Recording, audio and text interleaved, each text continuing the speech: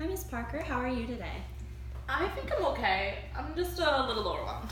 Yeah, that's totally understandable. So, I know you wanted to have this meeting. You told me on the phone that you had some concerns about Liam's recent diagnosis and how we were going to proceed from there. So, before we really get into it, could you just maybe explain a little bit more about why you wanted to have this meeting? Sure. So, the last time we met, we were at the IEP meeting, and it wasn't just us. There was a lot of people there, and I was given a lot of paperwork and a lot of facts, and all of a sudden I have this autism diagnosis in front of me for Liam, and I'm not really sure how we got here. Like, who gets to decide if my child has autism?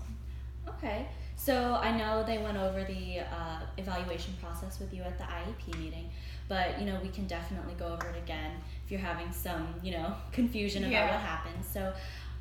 So your son's teacher, Miss Smith, referred Liam to the school psychologist and myself to be evaluated. Do you remember getting a letter about a month ago saying that she had some concerns and she wanted to refer him to us for some testing, and you had to give your permission to test? Yes, and there was like a checklist we had to fill out. Right. I sent you home the behavioral checklist to gauge on what you see from Liam at home socially and in terms of language and speech.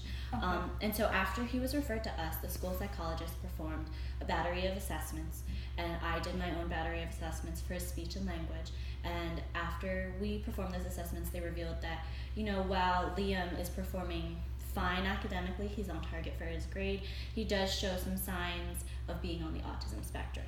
So I have to go home now and tell my kid that he's going to be in special education? No.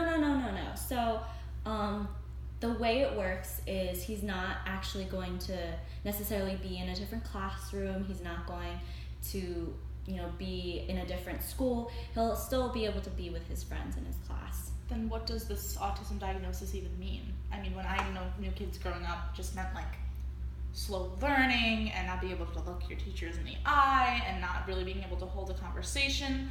But when Liam's with me one-on-one, it's totally fine, and he's eloquent, I guess, as far as a 6-year-old is eloquent, and I don't know, he doesn't do poorly in school. I mean, I barely have to help him with his homework.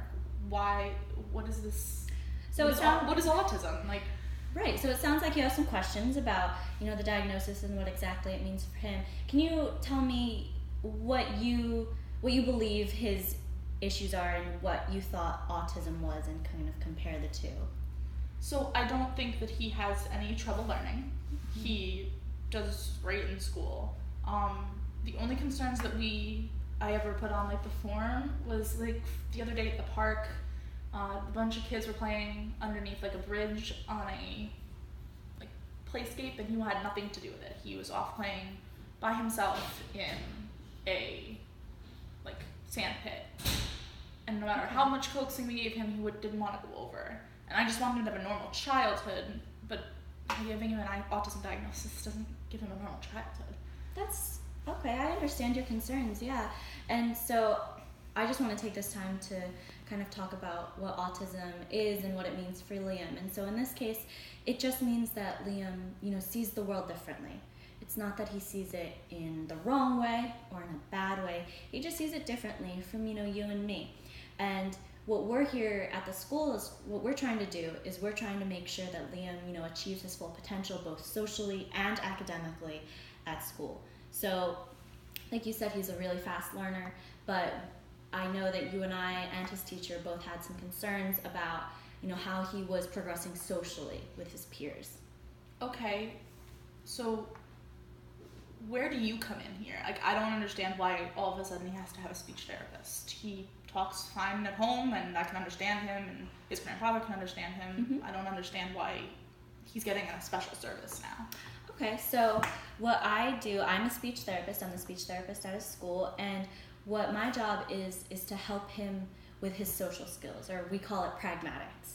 And so I know you said that he speaks fine at home and that you can understand him, but the way speech and language works is that we work with kids on their whole ability to communicate, and that includes how they relate to their peers, how they relate to adults, how they react in new situations, how they regulate themselves, and communicate with the world around them. So it's not just, for kids who, have a lisp, or kids who can't say the letter R. We kind of cover a whole range of language and speech related areas. Oh, so you're not just working with special education?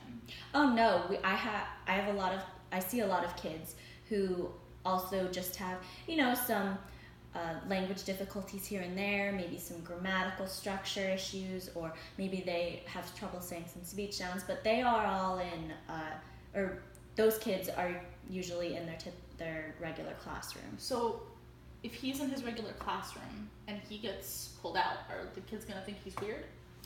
Not necessarily. I try and make it a point at the beginning of each year to go around, meet the teachers, meet all the kids in the class, regardless of whether I see them or not, and introduce myself as the speech teacher, and just kind of explain that some kids, some of their friends will learn differently than they do, and sometimes they'll just have to have a lesson with me instead of Mrs. Smith. Okay. But I know this is slightly off topic, but are the other moms going to think that I did something wrong now if my kid's getting pulled out of classes for speech therapy? Can you explain why you would think that moms would think you're doing something wrong because of this? It's not uncommon knowledge that I'm a single parent, and Liam doesn't have any siblings. It's just kind of me and his grandfather, back and forth with him. I work a lot, so did we do something wrong? Will they know that we failed in parenting now? Miss Parker, you need to understand when I say that this is not your fault. I don't want you to think this is, a horrible, bad thing. The reason we got into this process was so that we could help Liam, not so that we could, target him or label him in any kind of way. We just want to make sure that he's learning the best he can and that he's succeeding in school and at home. It wasn't up to you, it wasn't up to your father, it wasn't anything Liam did. It's just that he sees the world differently, and sometimes that's just how it is. But it was nothing that there was nothing you could have done to prevent it, and there's nothing wrong with him. There's no reason that he can't grow up to live a typical, fulfilling life. Okay, I think that that's enough for it to help me kind of cope with it and not be able to talk to my dad about it. But what do I tell Liam? What do I tell the 6-year-old now? Hi son, you got autism. What do I do? So it's totally up to you whether or not you even want to talk to him about the word autism. He might not quite understand it yet. It really depends on how you feel about it. But what I've seen other parents do in the past is I've seen them, go home to their kids and just say, some kids learn differently, and we think that maybe having Miss Painter and myself, teach you a couple times a week, teach you a fun lesson, play some games, it would help you in school. And most kids, especially kids Liam's age, who are, around kindergarten, first grade, they just see it as, a fun time. They get to come and play some games with some kids who aren't in their class, so they get to meet new people, which is great, and I think it would be great for Liam to do that as well. But he'll get to keep his old friends too, right? Oh, definitely, yeah. He'll be in his classroom most of the time. So how therapy will work is that I'm going to pull Liam twice a week for 30 minutes, and he'll be with a group of students, usually 2 to 3, who are close to his age, so keeping things age appropriate. And then I'll be taking him usually from something that's not as academically demanding. I can't take Liam during his math lesson or his reading lesson. It'll be other times when he's not as it's not as required that he be there. So he's not going to miss anything in terms of academics. He'll be fine that way. Okay, so he'll pretty much have the same kind of schedule he has now, but we're just going to add speech therapy. Right, mm-hmm. And it's only going to be twice a week. And, if I know that because you're having, some concerns about how this is going to work, if we could try it out, say for a month. And if it's not working out for you, if he's having difficulties, then we can, talk about where we would go from there. Okay, I think I can get on board with this plan. I like the idea of giving it a trial month before we fully commit. Yeah, of course. And my door's always open. You're always free to call me if you have any concerns. I don't know if this was explained to you at the IEP meeting, but the IEP is a fluid document, which means that it can be amended at any time at your request. So if you're having issues with the way Liam is receiving services or when he's receiving them or anything regarding what's happening with him at school, we can always talk about how that works and if we need to change something. That's actually really reassuring. I think I'll talk this out with my dad a little bit more, but I'll be in contact with you about like how we feel about where we're going. All right, that's great. It was so nice to see you. Thank you so much for meeting with me. You're welcome. All right.